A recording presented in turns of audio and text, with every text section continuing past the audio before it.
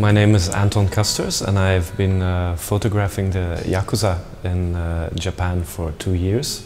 Yakuza is the Japanese mafia. For 10 months I have negotiated together with my brother to get access to this closed kind of world, and those 2 years of photographing I have tried to show what I have learned and what I feel to see their world.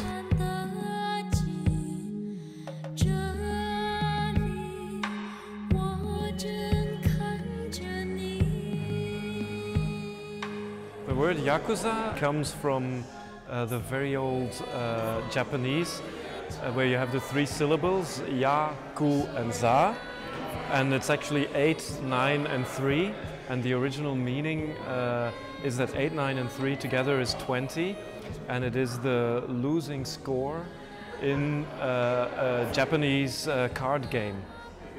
And it used to be the term because the Yakuza originated from gamblers and racketeers on the streets to denigrate them and to say you are a loser, you are a 893, you are a Yakuza. And it was a way to stigmatize these people, and at a certain moment they decided to unite themselves and said, yes, we are proud to be losers, we are proud to be 893, we are proud to be Yakuza. And they started uniting themselves and becoming an organization of organized crime.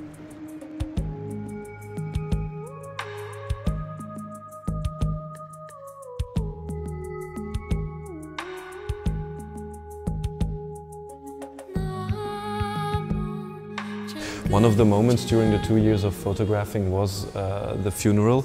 Miyamoto-san, who is a high-level ranking boss, he suffered from a stroke and he was in the hospital, he was in a coma, he was dying. And I was just at that moment in Belgium. And when I heard the news, I took the airplane immediately and went to Japan. I went to visit him in the hospital. It was a big sign of respect towards the family. And they invited me to be part of the funeral. And again, it shows the way of building up a relationship, giving trust, getting trust, so that you can make the photographs. This was my first time. I'm sitting in the car with the direct boss of my contact, Soichiro. It is 3 o'clock in the morning and they are driving to the Niigata prison to welcome back 2 members who have been in jail for a long time. So I'm sitting in the car and Soichiro tells me, please start photographing. But his boss, Nito-san, is looking at me in quite a menacing way, and I'm really nervous. So before I actually can frame the photograph, I'm lifting up my camera and I click to make the picture by accident and I cut off his face. So only his eye is visible in the frame. Of course he was not looking at me menacing, but I was thinking this was happening. And it shows very much the feeling, or the thing that I have learned about photographing, or about the Yakuza, is there is not too much, how would you say, there is much more pressure and tension than there is violence. The meaning of the tattoo is something very personal between the tattoo artist and the tattoo, the person receiving the tattoo. So there is no, it's not a gang tattoo. So it is a personal story between the tattoo master and the person. The fact that they have a tattoo in general has to do with the connection of the Yakuza, but the specific scene is something personal. So for example, with the first picture, the cover of the book, you have the tattoo of the koi. It's because the tattoo master talked to Soichiro, and Soichiro had a difficult youth. He had to swim against the stream, and the tattoo artist said, okay, we use a koi to symbolize this on your back. But it is nothing to do with which Yakuza family.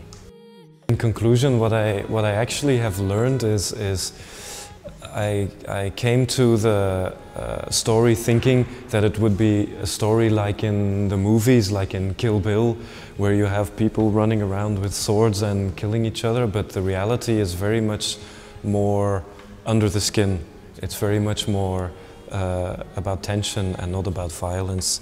And because of their complex relationship with society in general, and because they are not hiding, they are inside society, I actually learned a lot about that the world is not just black versus white, but that there are many shades of grey. Of course I know they are criminals, but for me it's important to try and show that they are in a very, very strange position inside society.